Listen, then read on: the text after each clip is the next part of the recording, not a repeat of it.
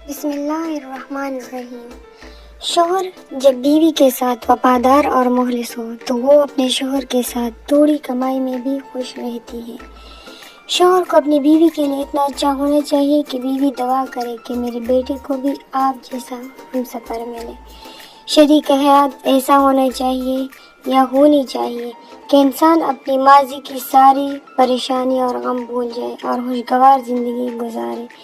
ہر عورت تمہارا پیسہ دیکھ کر نہیں بکتی۔ کچھ شہزادیاں کو جیتنے کے لیے تمہیں ترازو کے پلے میں دولت نہیں عزت کی مقدار بڑھانا ہوگی۔ بہترین ہے وہ خاوند جس سے شادی کر کے بیوی اتنی ہی خوش رہے جتنی اس سے شادی کرنے سے پہلے خوش رہتی تھی۔ وفا کا تعلق مرد یا عورت سے نہیں ہوتا بلکہ اس کا تعلق تو طبیعت، تربیت اور نیت سے ہوتا ہے۔ محبت کی ہے وفا بھی کریں گے، زندگی رہی تو نکاح بھی کریں گے۔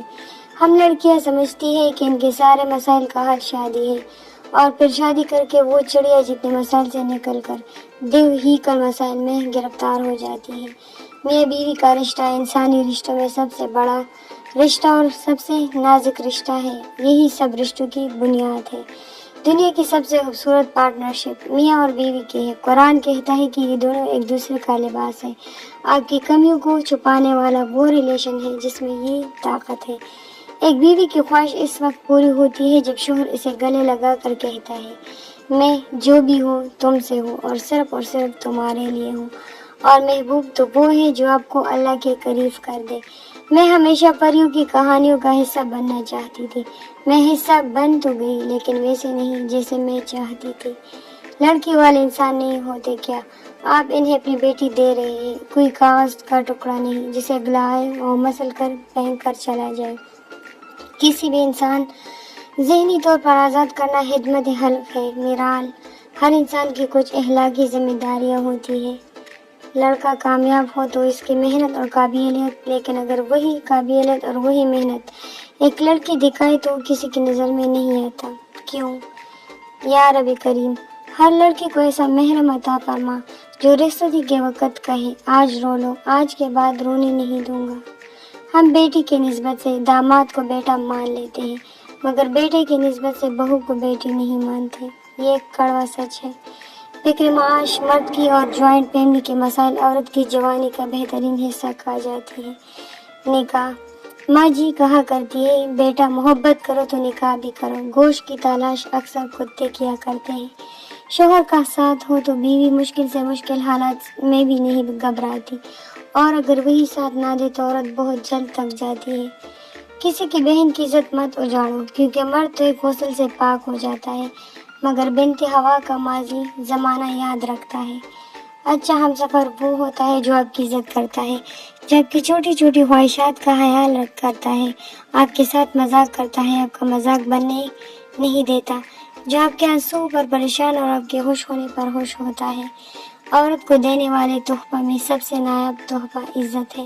رزق عورت کے نصیب سے ہوتا ہے اور اولاد مرد کے نصیب سے، لہٰذا رزق کے لیے کبھی مرد نہ چھوڑو اور اولاد کے لیے کبھی عورت نہ بدلو۔ جو بھی کہو مرد جھوٹ بہت خوبصورتی سے بولتا ہے، آپ کو ایسا پاگل بناتا ہے کہ بس اس کی کہی ہوئی رات بھی دن کو رات لگتی ہے۔ مرد کا سب سے بڑا فن عورت کو شیشے میں اتارنا ہے، بیکار میں ہی رل جاتی ہے۔ میرے مولا کم ضرب کو نہ بہن نہ بیٹی نہ بیوی دے میرے مولا۔